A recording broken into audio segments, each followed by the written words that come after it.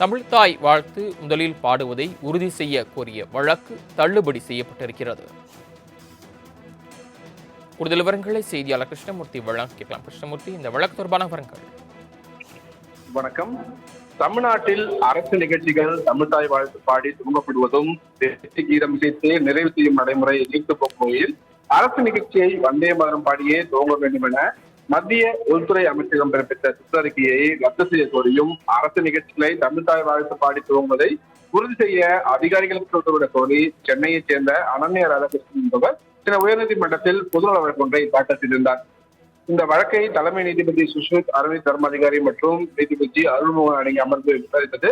மத்திய அரசு தரப்பில் மத்திய உள்துறை அமைச்சகம் கடந்த ஜூலை 9 பிறப்பித்த புதிய அறிவிப்பானபடி வந்தே மாதரமும் தேசிய கீதமும் அடுத்தடுத்து பாடப்பட வேண்டும் எனவும், வந்தே மாதரம் தேசிய கீதம் 2 வந்தே மாதரம் பாடலை முதலில் பாட வேண்டும் என கூறப்படுவதாகவும், மாநில பாடல் பற்றி எதுவும் அதில் குறிப்பிடவில்லை எனவும், மாநில பாடலை இறுதியில் தான் பாட வேண்டும் என அதில் கூறப்படவில்லை எனவும் விளக்கம் அளிக்கப்பட்டது.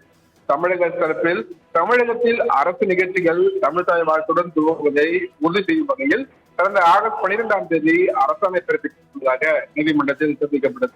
மத்திய அரசின் புதிய சுற்றறிக்கையின்படி மாநில பாடலை எப்போது பாடுவது என்பது குறித்து முடிவு செய்யும் அதிகாரம் மாநில அரசுக்கு வழங்கப்பட்டுள்ளதையும் தமிழக அரசு அரசாணை பிறப்பிக்கப்பட்டுள்ளதையும் சுட்டிக்காட்டி மனுதாரரின் இந்த கோரிக்கை நிறைவேற்றப்பட்டுள்ளதால் மேற்கொண்டு இதில் எந்த தீர்வும் காண வேண்டியதில்லை என்று கூறி மனுவை தள்ளுபடி செய்து தலைமை நீதிமன்றம் உத்தரவிட்டிருக்கிறது.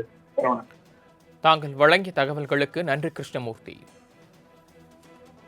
தமிழ்த்தாய் வாழ்த்து முதலில் பாடுவதை உறுதி செய்ய கோரிய வழக்கு தள்ளுபடி செய்யப்பட்டிருக்கிறது.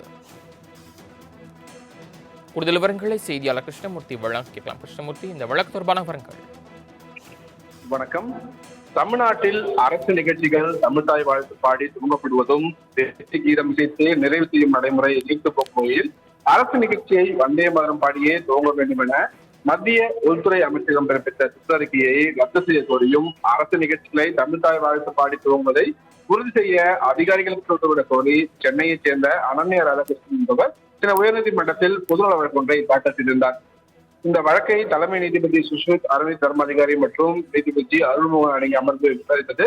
மத்திய அரசு தரப்பில் மத்திய உள்துறை அமைச்சகம் கடந்த ஜூலை 9 பிறப்பித்த புதிய அறிவிப்பானபடி வந்தே மாதரமும் தேசிய கீதமும் அடுத்தடுத்து பாடப்பட வேண்டும் எனவும், வந்தே மாதரம் தேசிய கீதம் 2 வந்தே மாதரம் பாடலை முதலில் பாட வேண்டும் என கூறப்படுவதாகவும், மாநில பாடல் பற்றி எதுவும் அதில் குறிப்பிடவில்லை எனவும், மாநில பாடலை இறுதியில் தான் பாட வேண்டும் என அதில் கூறப்படவில்லை எனவும் விளக்கம் அளிக்கப்பட்டது.